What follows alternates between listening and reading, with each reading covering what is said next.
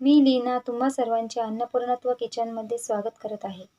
आज मी बनवणार आहे आल्याची पावडर आणि ती अगदी वर्षभर तुम्ही स्टोअर करून ठेवू शकता। अशा पद्धतीने आपण सोप्या पद्धतीने आल्याची पावडर बनवूया आणि ती छान अशी पावसाळ्यात आपल्याला खूप उपयोगात येते चहामध्ये। तर आता अगोदर मी हे अर्धा किलो आलं घेतले, तुम्ही जास्त प्रमाणात पण घेऊ शकता कारण त्याची पावडर जास्त जरी करून ठेवली तर काही प्रॉब्लेम नाही, मस्तपैकी ती वर्षभर छान पद्धतीने टिकते। तर आता अगोदर हे आलं मी पाण्यात स्वच्छ पाण्याने धुवून घेणार आहे। तर अशा पद्धतीने हे सगळं असं स्वच्छ करून घेतलंय, अगदी 2 पाण्याने धुवून घ्या। आता मी हे एकदा पाण्यातून काढले आणि आता अगोदर आणि नंतर पुन्हा एकदा छान स्वच्छ पाण्यात काढून घेणार आहे। आता पुन्हा एकदा मी स्वच्छ पाणी घेतले आणि पुन्हा आता हे याच्यामध्ये टाकून परत एकदा पाण्यातून स्वच्छ धुवून घ्यायचे, जेणेकरून काय होईल त्याच्यातली सगळी माती निघून जाईल, म्हणजे आपले आल्याची पावडर छानपैकी अशी टिकते। म्हणून स्वच्छता पण महत्त्वाची आहे, म्हणून आपण असं स्वच्छ धुवून घेतोय। तुम्ही पाहू शकता एकदम क्लीन झालेली आहे।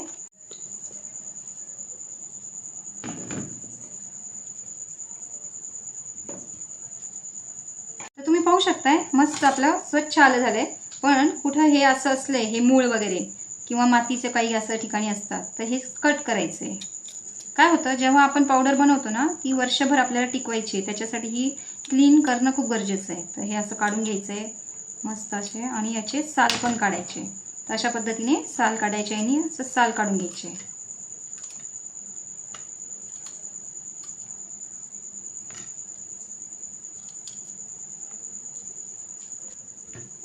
तर अशा पद्धतीने सगळे असे साल काढून घ्यायचे, आपल्याला क्लीन करायचे एकदम।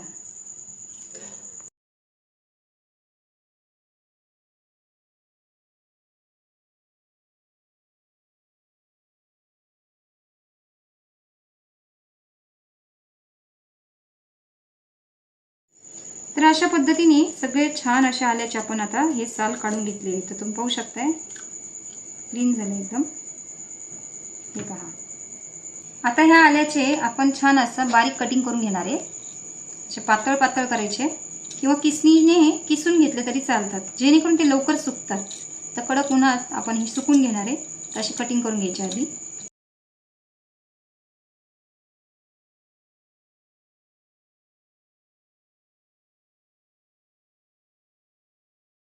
अशा पद्धतीने सगळं आपण असं मस्त कटिंग करून घेतलंय पातळ पातळ।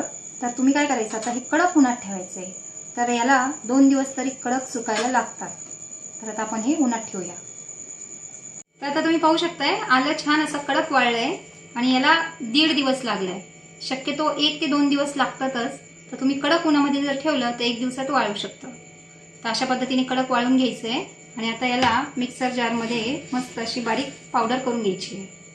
आता मिक्सर जारमध्ये टाकले आणि बारीक अशी पावडर आता आपण करून घेणार आहे। अशा पद्धतीने सगळी आपण छान अशी पावडर करून घेतली आता आल्याची, तुम्ही पाहू शकताय।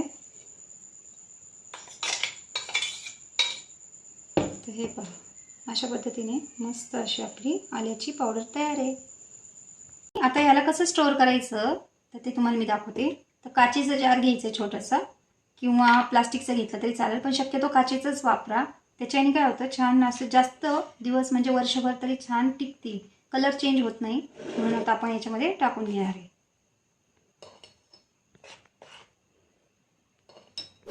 तर अशा पद्धतीने आल्याची छान अशी मस्त घरगुती पावडर तयार आहे। तर तुम्ही ही नक्की ट्राय करा आणि अन्नपूर्णत्व किचनला लाईक करा, शेअर करा, सबस्क्राईब करायला विसरू नका।